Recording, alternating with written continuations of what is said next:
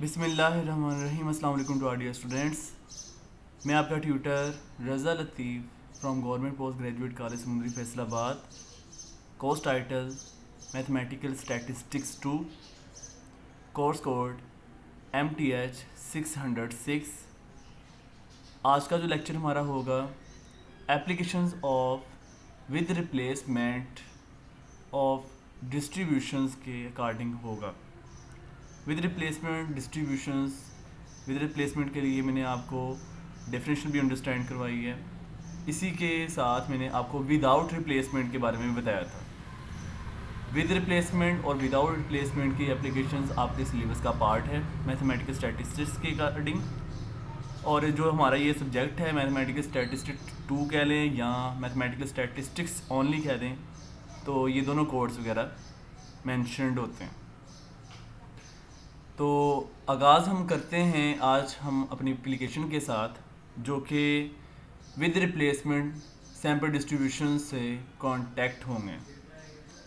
Question है first of all, a population consist of 5 members, जो कि 5 नंबर्स की फॉर्म में है।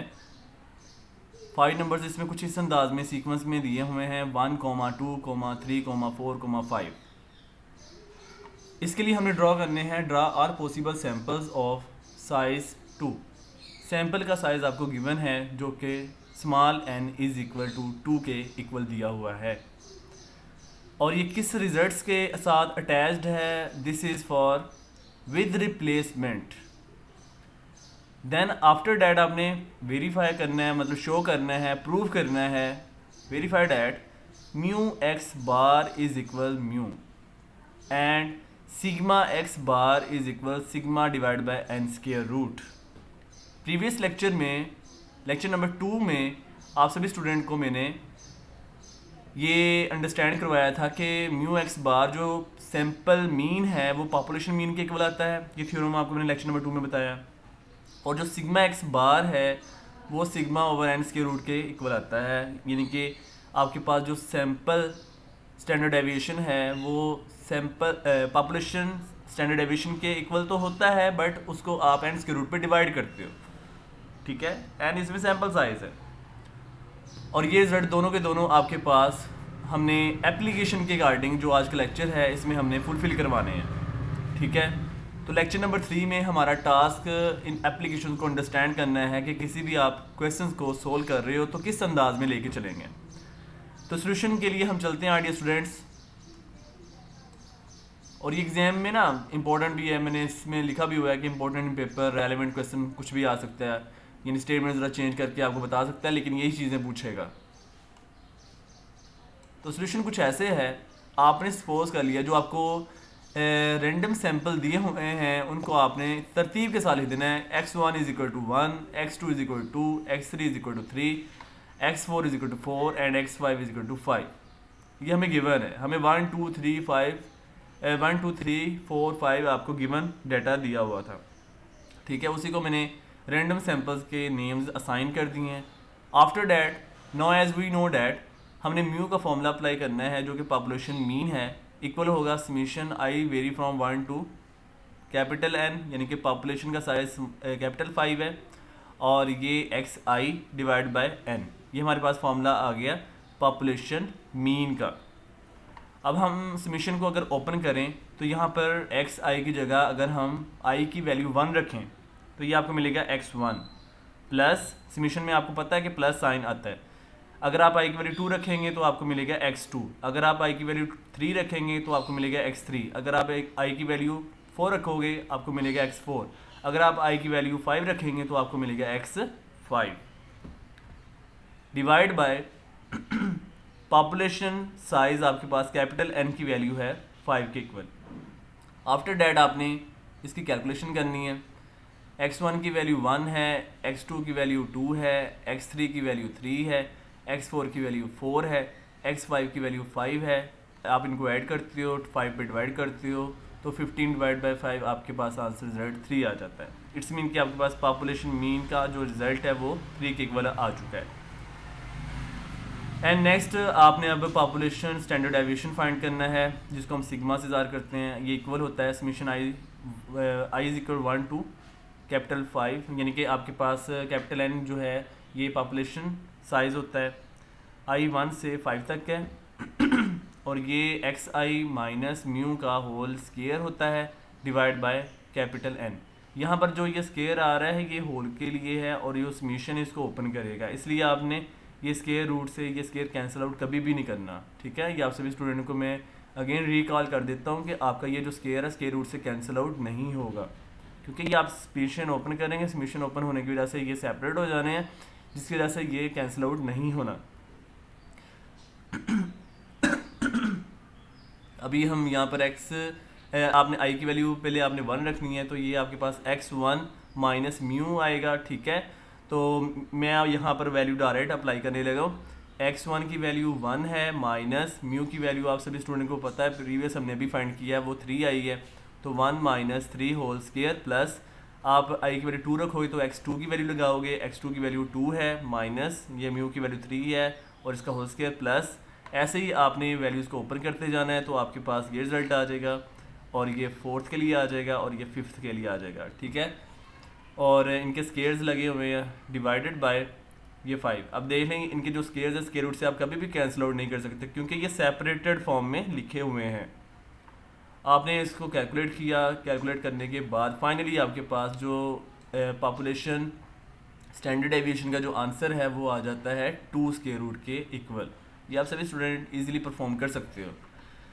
एंड देन जब आपने पॉपुलेशन मीन निकाल लिया, स्टैंडर्ड डेविएशन पॉपुलेशन के लिए निकाल लिया, फिर आपने इनके साइज़ की तरफ जाना है, यानी हमारा जो टास्क है वो है विद रिप्लेसमेंट के लिए। हम लिखते हैं एज गिवन कैपिटल N जो पॉपुलेशन साइज़ है, पॉपुलेशन साइज़ को हम कैपिटल N से रिप्रेजेंट करते हैं, capital N is equal to 5, और जो सैम्पल का साइज़ है और सैम्पल के साइज़ को हम स्मॉल n से रिप्रेजेंट करते हैं, small n is equal to, and also given replacement, यानी कि गिवन विद रिप्लेसमेंट जो आपका रिजल्ट होगा आपने कैपिटल N और स्मॉल n पे शो अप करना है। तो हम यहाँ पे परफॉर्म कर सकते हैं, we have to express with replacement for formula can be written as total possible equal होगा कैपिटल N इसकी पावर n स्मॉल n आ जाएगा, यानी इस फॉर्म में। ये आपके पास जो फॉर्मूला मैंने लिखा हुआ है capital N raise to power small n, this is the formula of with replacement. Capital N की वैल्यू 5 है और इसकी जो पावर स्मॉल n आपके पास 2 है, तो 5 का स्क्वायर अगर आप कैलकुलेट करें तो ये आपके पास आ जाएगा 25, ठीक है। अब 25 के मीनिंग क्या है? 25 की मीनिंग यहाँ पर ये है कि आपके पास टोटल पॉसिबल्स कितने जनरेट हो सकते हैं। टोटल पॉसिबल्स जो आपके पास सैम्पल्स आ चुके हैं दिस इज़ 25। आपने 25 सैम्पल्स ड्रॉ करने हैं। अभी हम मूव करने लगे हैं सैम्पल डिस्ट्रीब्यूशन के अंदर, तो सैम्पल डिस्ट्रीब्यूशन ड्रॉ करते हैं।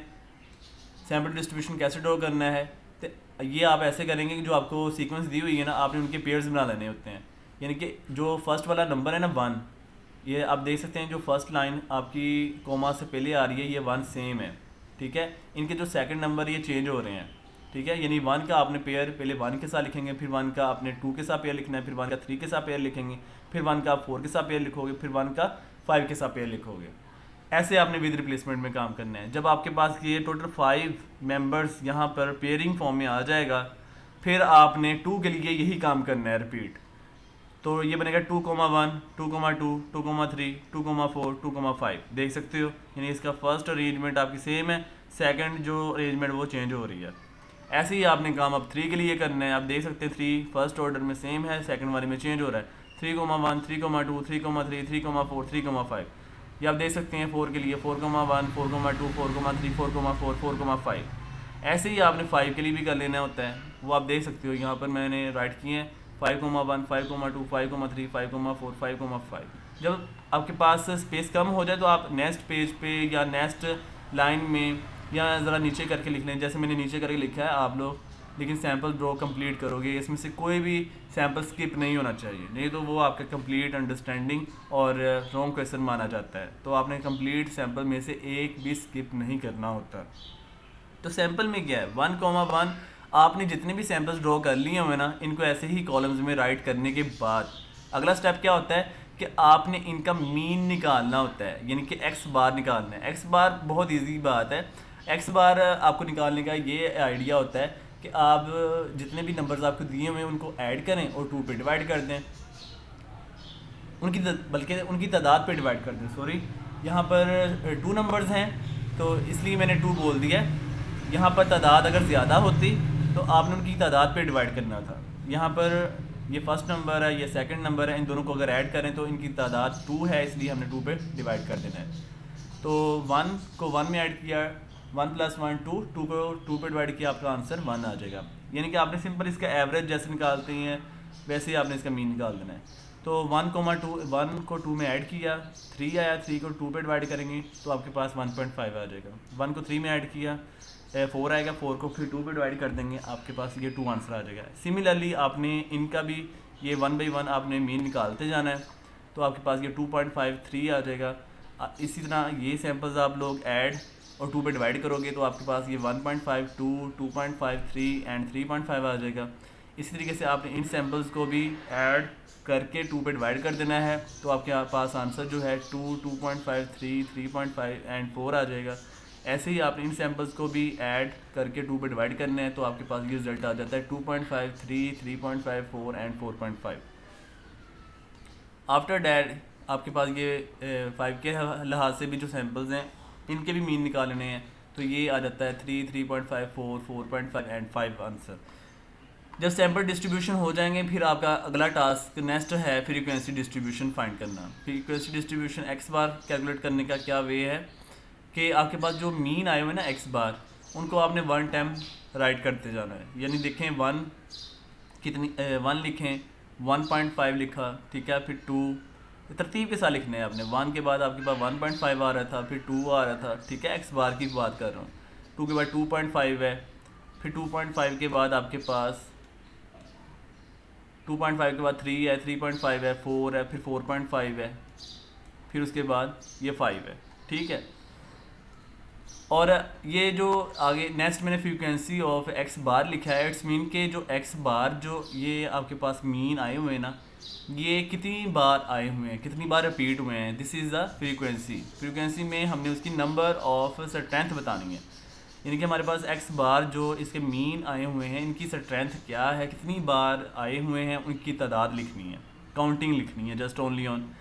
यानी 1 हमारे पास 1 बार आया है 1 टाइम, 1.5 2 टाइम आया तो हमने 2 लिख दिया, 2 हमारे पास 3 टाइम आया तो 3 लिख दिया, 2.5 हमारे पास 4 बार आया है तो हमने 4 टाइम के लिए 4 लिख दिया है, 3 हमारे पास 5 बार आया तो हमने 5 लिख दिया है, 3.5 हमारे पास 4 टाइम आया तो हमने 4 लिख दिया है, ठीक है।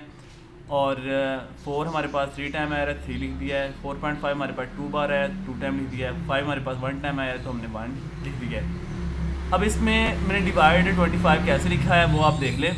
हमने ये जितने भी नंबर्स हैं ना, यानी 1 को 2 में ऐड किया, फिर 3 में, 4 में, 5 में, 4 में, 3 में, 2 में, 1 में, अब ऐड करो तो आपका आंसर फाइनली आएगा 25।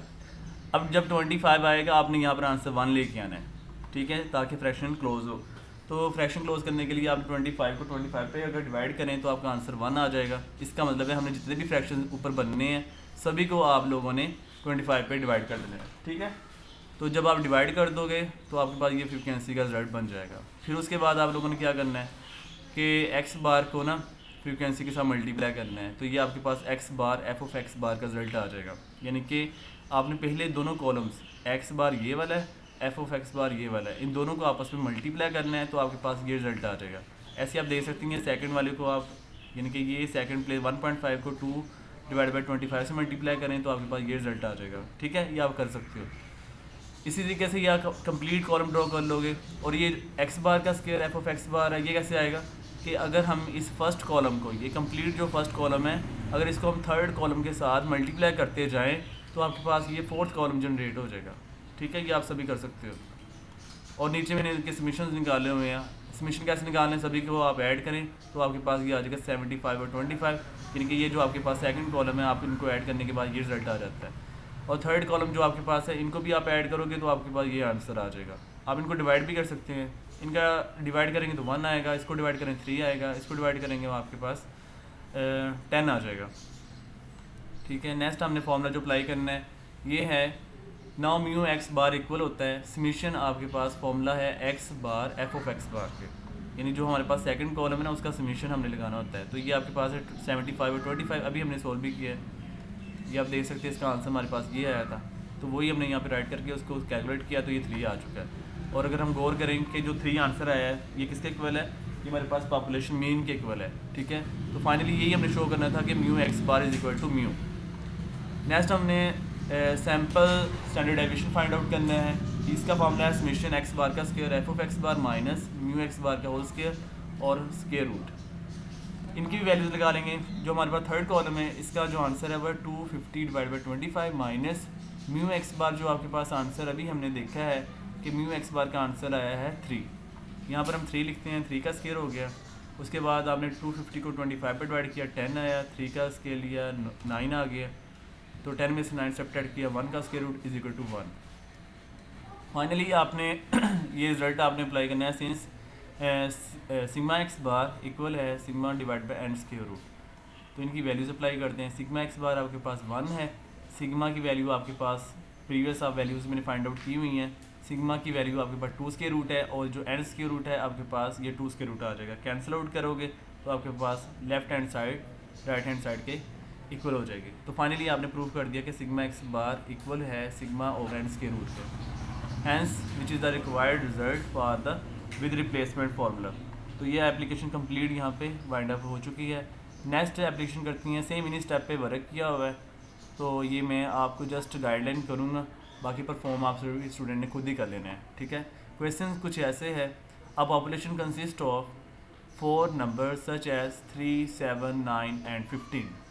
Draw all possible sample with replacement of size.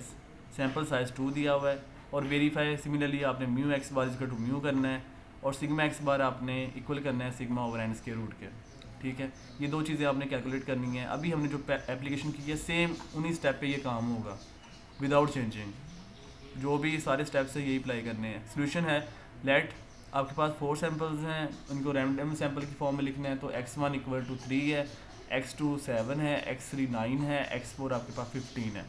Formula apply करते हैं पॉपुलेशन मीन के लिए। Now as we know that mu आपके पास इक्वल है summation i vary from 1 to 4 तक है, x i divide by capital n population size है। इनकी वैल्यूज़ आप ओपन करते जाएँ, x1 plus x2 plus x3 plus x4 divide by 4। x1 की वैल्यू 3, x2 की वैल्यू 7, x3 की वैल्यू 9, x4 की वैल्यू 15। इनको ऐड किया है, 4 पर डिवाइड किया है, फाइनली आंसर आपके पास आ जाएगा 8.5। तो उसके बाद आपने स्टैंडर्ड डेविएशन पॉपुलेशन फाइंड करना है। ये है summation i vary from 1 to 4 x i minus mu का whole square divide by n और इसका स्क्वायर रूट। फिर आपने इनको ओपन करना है, इनकी वैल्यूज़ राइट करेंगे तो आपके पास ये ऐसे स्टेप क्रिएटेड हो जाएगा, ठीक है।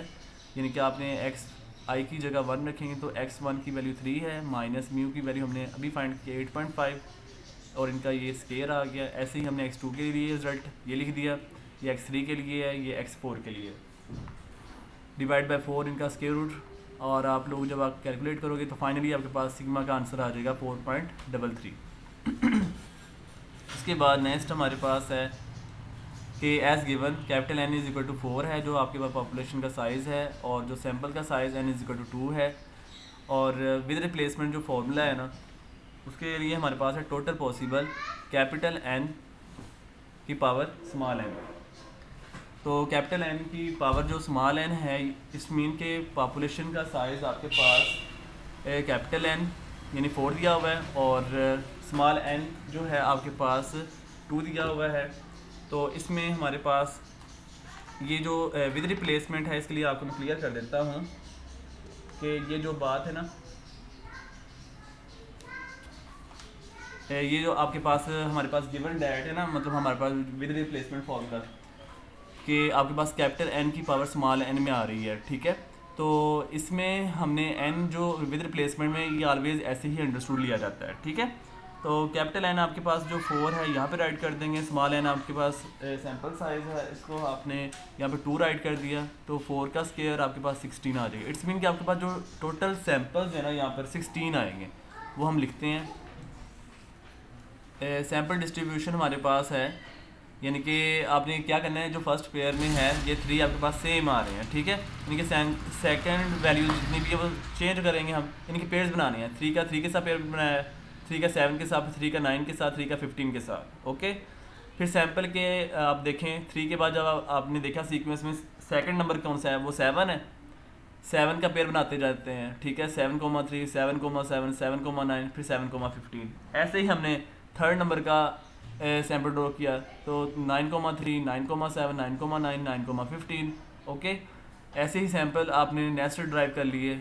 ये लास्ट नंबर हमारे पास 15 था, 15 का हमने 3 के साथ लिया, 15 का 7, फिर 15 का 9 के साथ पेयर बनाया, और 15 का 15 के साथ पेयर बना लिया। ये टोटल आपके पास सैंपल्स अगर आप गौर करें तो ये 16 पेयर्स आपको सीन हो रहे हैं। एक्स बार फाइंड करने के लिए आपने इन दोनों नंबर्स को ऐड करना है और 2 पे डिवाइड कर देना है, तो आपके पास इनको यानी कि आप सभी नंबर्स को, ये जो सैंपल्स आ रहे हैं 2 पे, इनको ऐड करें, 2 पे डिवाइड कर दें, तो आपके पास ये रिजल्ट आ जाएगा 3, 5, 6, 9।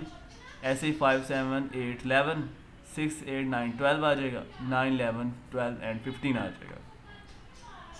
उसके बाद आपने आफ्टर डैट क्या करना है, फ्रीक्वेंसी डिस्ट्रीब्यूशन फाइंड करनी है। इसके लिए एक्स बार देखेंगे क्या क्या रिजल्ट आपके पास है। इसमें अरेंजमेंट में मैं लिखे हुए हैं 3 है, 5 है, 6 है, 7, 8, 9। ये आपके पास एक्स बार जो भी रिजल्ट फाइंड आउट किए हुए ना, ये वो रिजल्ट हैं। फिर 7, 8, 9, 11, 12, 15 है, ये रिजल्ट आपके पास आए हुए हैं, इनके आंसर्स।